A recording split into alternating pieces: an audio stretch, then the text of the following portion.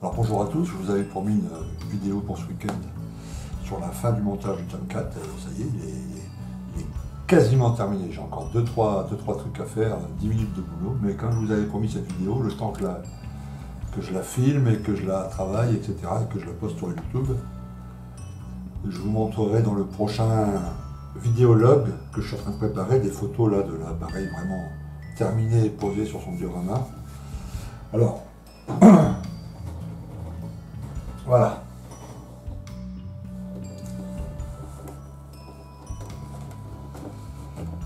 Alors oui, il n'y a plus grand chose à faire. Alors il y a deux... Alors ça je ne l'ai pas encore collé, hein, la verrière, elle est juste posée. Hein. J'ai les deux petits décals avec le nom du pilote à mettre sur le côté. Et c'est tout.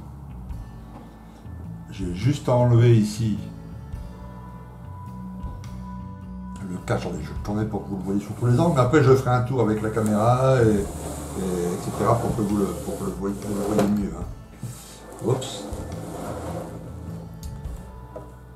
Voilà, donc j'ai les deux, j'ai à démasquer ici cette petite zone, enfin le cockpit avant, et c'est tout, tout le reste est fait. Donc, prochain travail qui me reste à faire, et ça ne va pas prendre beaucoup de temps, je vais enlever ça, y poser les deux décals, j'en ai pour 5 minutes. Ensuite, je vais passer une couche de vernis mat, du MRP, bon, c'est la couche finale de protection. Ok, elle sèche en moins d'1 heure. Mais par sécurité, j'attendrai 1 heure. Et ensuite, je démasquerai ce cockpit là avant. Je reposerai la verrière. Et voilà, c'est terminé. Donc tout a été collé. Alors, j'ai pas eu de difficulté particulière. Donc, comme je vous ai dit, j'ai fini les décals. Une fois les décals terminés, j'ai passé une couche de vernis brillante que j'ai bien laissé sécher. Puis, j'ai passé... alors, les wash, j'utilise ceux de Flory. Alors j'avais celui-ci le noir et celui-ci couleur sable. Donc pour les couleurs claires, on propose, enfin on conseille plutôt celui-ci, vous voyez, couleur sable. Et moi j'ai fait des petits tests et j'ai trouvé que c'était quand même trop, c'était pas assez voyant, on ne voyait pas assez toutes les lignes de structure. Donc j'ai fait un mélange des deux. J'ai mélangé les deux, que j'ai mis d'ailleurs dans une petite bouteille, il doit être ici, yes. Voilà, qui a donné cette couleur-là à peu près. Est-ce que vous voyez bien? Voilà. C'est un mélange des deux. Hein. J'ai réparti ça sur tout le modèle. J'ai laissé sécher un peu. Ah, petite pétouille. C'est bon. Voilà, j'ai laissé sécher un peu et après j'ai tout nettoyé au sopalin et au coton-tige. Hein, ça m'a pris pas mal de temps. Mais ça a bien marqué, vous voyez, toutes les lignes de structure sont parfaitement marquées. Je vais vous montrer le dessous après, hein, je vais le retourner. Donc ensuite, une fois que ça c'était fait, le wash, j'ai collé toutes les petites pièces. Vous savez, il y a les tubes pitot là devant, les marches, les petites marches ici, la petite échelle, ici la petite pointe, l'armement en dessous, on va discuter du dessous, hein, je vais vous le montrer après. Les ailes, ici les gaines en cuir tissu qui ont été posées, ici les lamelles, les antennes ici, voilà, encore une autre ici, et plein de petites choses comme ça à coller. Et voilà, voilà c'est terminé. Donc là je laisse se reposer un peu parce que j'ai terminé de coller les dernières pièces il y a une petite heure. Donc j'attends qu'il soit bien sec et après, comme je vous expliquais tout à l'heure, j'aurais plus grand chose à faire. Je l'ai posé sur son dio. Alors c'est un diorama que j'ai pas fait pour le fantôme spécialement, je l'ai plutôt fait pour le... Enfin au départ dans ma tête c'était pour le fantôme, c'était pour le tome 4. Avant même que je l'achète. Hein. Parce que je pensais qu'on pouvait représenter le tome 4 en position de décollage. Donc on peut le faire pour les tuyères et on peut le faire pour les gouvernes arrière, on ne peut pas le faire ici, vous voyez ça, il aurait fallu les abaisser.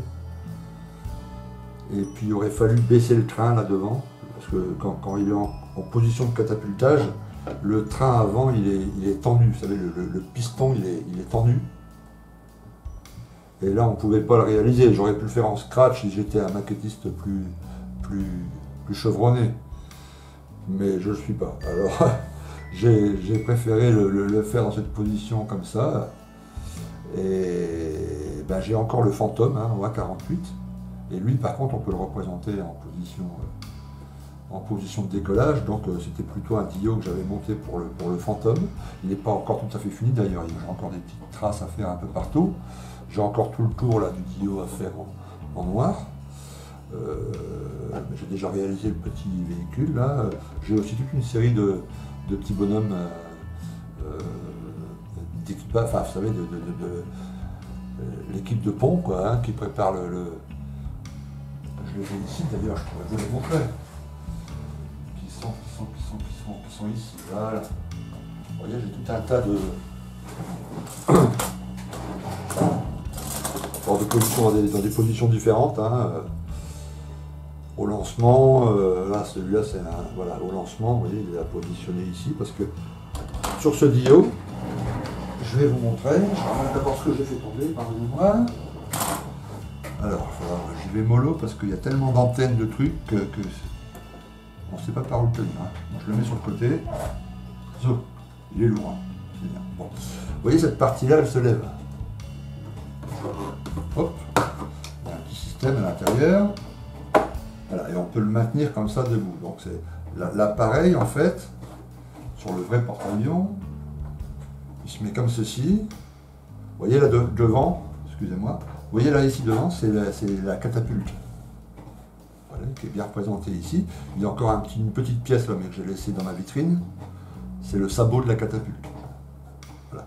Donc l'appareil se place ici, pilote à l'intérieur, moteur allumé à fond, pas en post-combustion, hein, mais en 100% thrust. Il y a une des lamelles hein, sur le puits de train avant qui se cale dans le sabot. D'accord. Il ouvre les ailes à fond. Ça se relève. Ok. Et une fois qu'il enfle le thrust, on met la catapulte en route et zoom, l'appareil part. Donc voilà, ce bonhomme-là, il est où celui-ci? Là. Celui-ci, il est ici à peu près en position lancement, un autre ici sur le côté pour qui signale au pilote que c'est ok quoi. Les pilotes se tiennent bien devant là, vous voyez, il y a des petites barres là, ils s'accrochent, les paumes c'est parti, la nuque bien collée sur le siège et il y a une sacrée accélération là, les mecs ils prennent du G, ça va vite. Hein. Alors là, le Tomcat il est quand même là, il est en position, voilà, en décollage il est comme ça. Pour avoir un maximum de portance hein, et pouvoir décoller plus vite. Voilà, mais là pour ce.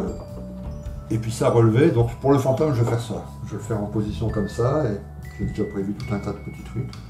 Là en tout cas pour le Tomcat, oups, je vais le positionner sur un Dio qui ressemblera à peu près à ça. Oups. Avec peut-être un petit véhicule à côté, avec ici des... Ah, j'ai oublié le nom. Comment appelle-t-on ces petits? Je vais vous le dire. Ah, des remove before flight, oui, évidemment. Et c'est ce genre de petites choses comme ça, c'est des étiquettes, des machins qu'on met sur les pointes des missiles, sur certains points de l'appareil. Et ça signifie que par exemple pour un missile, qu'il est armé et qu'il est prêt et qu'il a été vérifié par l'équipe technique, etc. Et que voilà. Et le pilote, en toute logique, avant, alors pas devant la catapulte, hein, quand l'appareil est encore, avant de monter dans le cockpit, le commandant de bord fait le tour de l'appareil et vérifie qu'il y a bien tous ces petites remove before flight et il les enlève, clac, clac, clac. Et ce qui signifie qu'il a pris connaissance que les missiles étaient armés, que telle chose était armée, que Enfin voilà, vous avez compris le principe.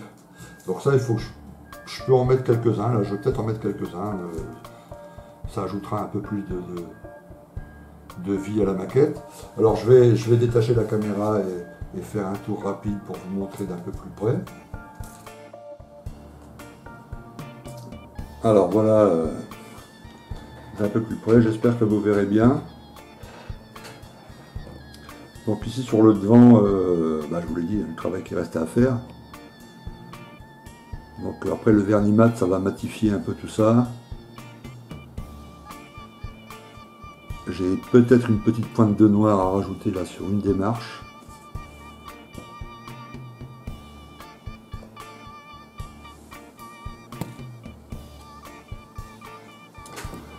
Voilà sur le dessus. Alors une fois mat, on va encore voir un peu plus les effets. Là l'effet de brillance encore avec le vernis.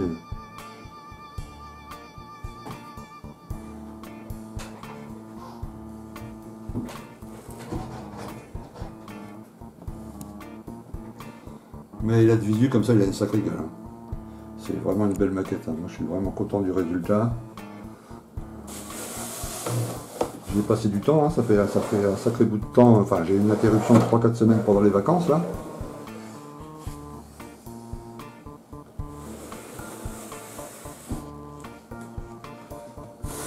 Oups, attendez, je vais trouver un angle.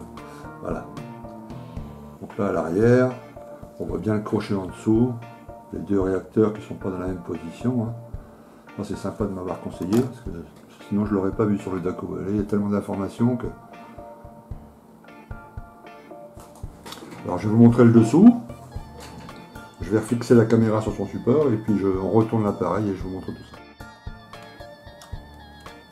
ça. Oups, évidemment la verrière qui n'était pas collée est tombée.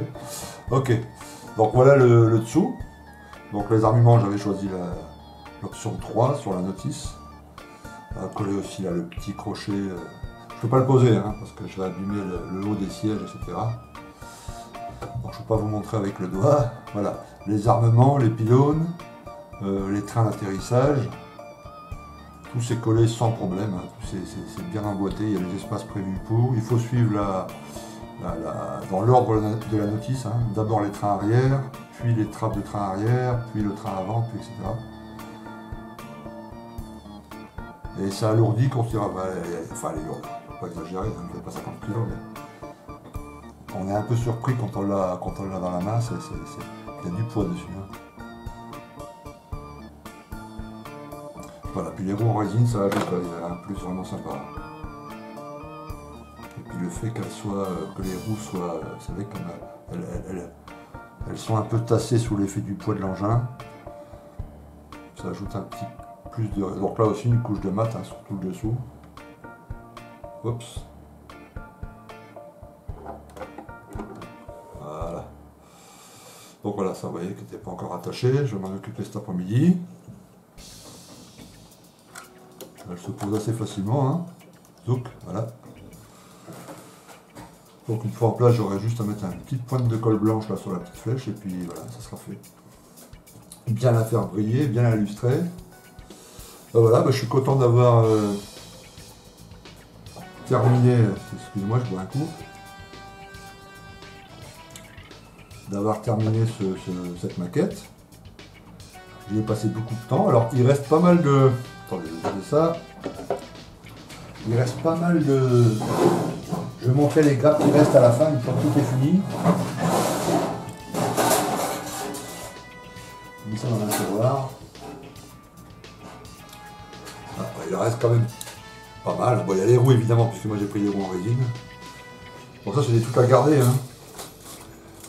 Jetez pas ça. Vous voyez, par exemple, il y a les deux pilotes là. Voilà, bon, qui vaut ce qu'il vaut. C'est pas des super figurines avec des super têtes comme les Hornets. Mais elles pourront être utiles peut-être sur une autre maquette. Vous voyez. Pareil pour les pylônes, là ils sont spécifiques au F14. Mais il y a d'autres choses qui pourront vous être utiles dans d'autres maquettes, on ne sait jamais. Moi je garde toujours tout, tous les fonds de gras. Voilà, il reste ça, il reste des pylônes, il reste... c'est bon.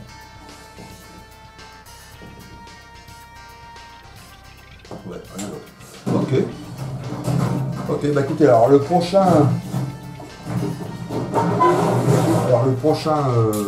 vidéologue, je vais, voilà, on parlera un peu du forum, on parlera un peu de plein de trucs. Et je vous montrerai là des photos et puis une vidéo de l'engin complètement terminé. Mais là déjà vous avez une bonne optique de ce que ça va être une fois terminé, quoi.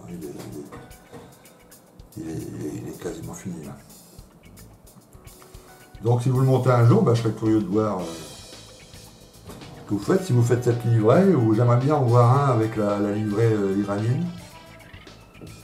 Parce que les couleurs étaient aussi assez sympas. Ou les livrets agresseurs, vous savez, en plusieurs teintes de bleu comme les appareils soviétiques. De côté avec le train, tout ça, il y a vraiment une belle gueule. À l'intérieur, ils ont fait encore du bon boulot. Et puis l'intérieur du cockpit, là, ça a l'air très... Enfin, moi, je suis super content. Ok. Eh bien, écoutez, on se dit à la prochaine vidéo qui va être sur la Red Bull. Vous avez commencé à penser, vous avez vu l'épisode numéro 1. Je vais après-midi commencer à travailler le carbone, un peu, enfin le fond carbone là. Et puis donc une vidéo qui sortira peut-être avant la fin du week-end, si je fais un truc court, sinon mardi, mercredi, on a le temps. Ok, allez, je vous dis à très très bientôt. Et à plus sur le forum ou sur YouTube. A plus, ciao.